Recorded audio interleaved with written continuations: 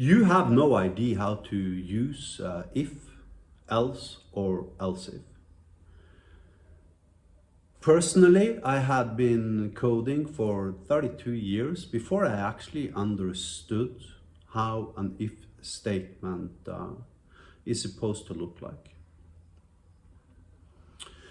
And most other software developers today, including extremely skilled software developers such as Linus Torvalds and Richard Stallman and Alan Kay, etc., have absolutely no idea how a correct if statement should look like.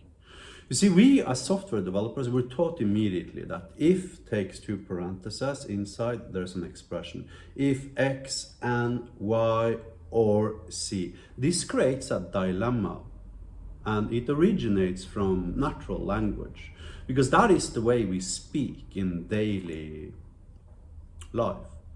I ask a user, for instance, hey man, could you go to the shop and if they have Toblerone chocolate, then please buy 2 for me. Okay, so that is a natural language sentence that can easily be transpiled into a traditional conventional if statement. And the problem with that approach is that the and the or keyword is between the conditions.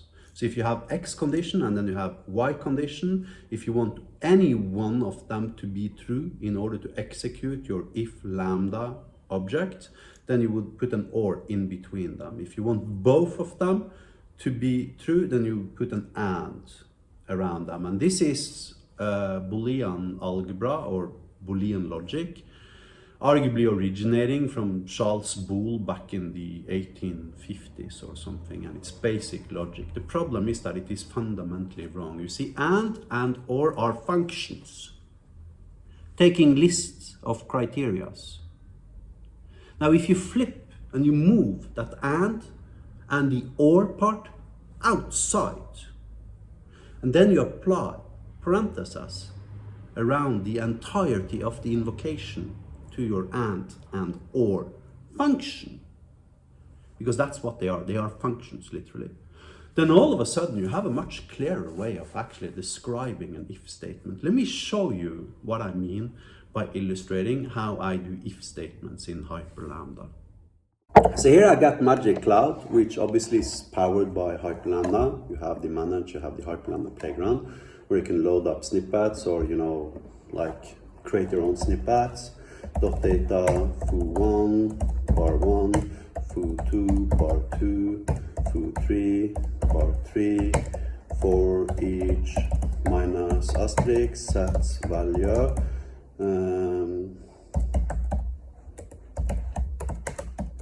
Thomas was here. Now if I execute this, of course, you see the nodes changes values. So this is Hyperlambda. So now let me show you what I mean by that you are fundamentally wrong in your perception of how if statements works like. Let me create a tutorials folder here, and then inside of the tutorials folder, let me create a file, tutorial1.hl. So now I got a Hyperlambda file. Let me just close this and immediately go to code view. At which point I can maximize if I want to. So let's pass in some arguments. Name, string, age, int. If EQ, name, Thomas, dot lambda, yield, result, yo, my boss. Else, save it, demaximize, execute it. It's expecting a name parameter, right? Actually, let me rename it to .get just to have an endpoint. Let's execute it. Name, John.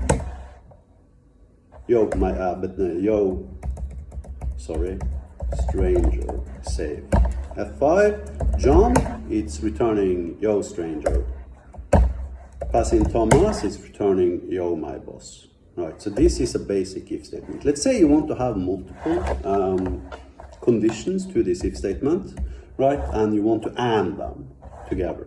And you see where I'm putting the AND keyword? I'm not putting it between my conditions. I'm putting it outside of my condition, encapsulating a list of nodes inside of that AND statement, implying if any one of them is true, if all of them are true, only then it will actually execute my lambda object 50. So I'm 50 years old, okay?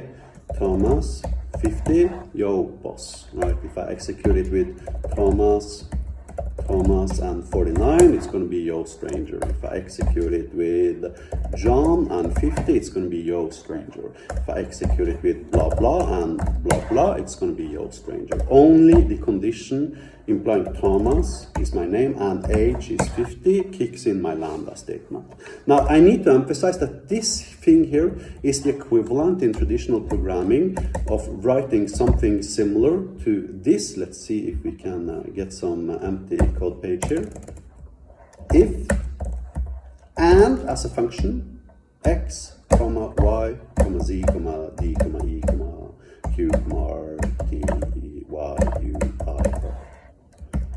Now at this point, every single one, so this is a list of conditions, and all of them must be true in order for the AND as a whole to evaluate as true. And you can actually see this in the hyperlambda playground. If I do manage, I do hyperlambda playground, I choose paste in my code here, and then I do Thomas, age, int 50, and I execute it. You will actually see, let's just comment out these guys because they're modifying the return value of the lambda object. You will actually see that the if evaluates to false, right? Name, arguments, let's call it data.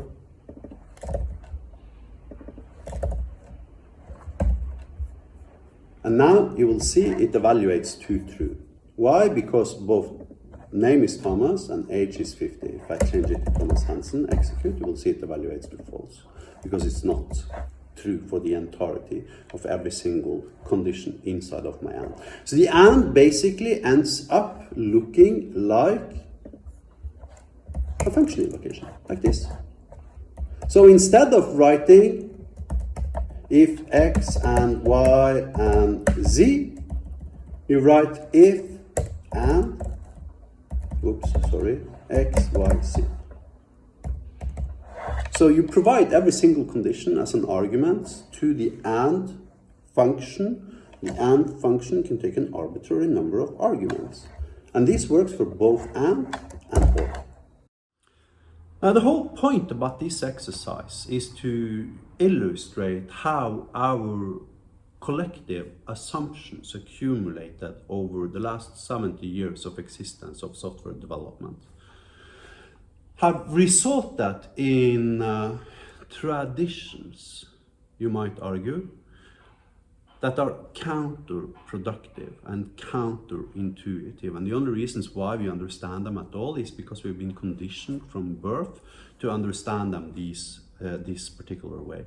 Now, the traditional way of writing x and y, or x or y as conditions, actually results in a whole slew of unique problems that you do not experience whatsoever if you think about your if and else statements as function invocations, including problems such as precedence. Now, for an experienced software developer such as me, having 42 years of software development experience, obviously, everybody knows AND's got precedence, and, multiplication has precedence above addition, and etc, etc. So we don't really need these parentheses all over the place. But for a junior developer just newly having discovered software development, this actually creates additional cognitive load for him, because now all of a sudden he's got to consider precedence of operators. Which operator is the most important one? If you think about your operator as a function invocation implying AND and OR,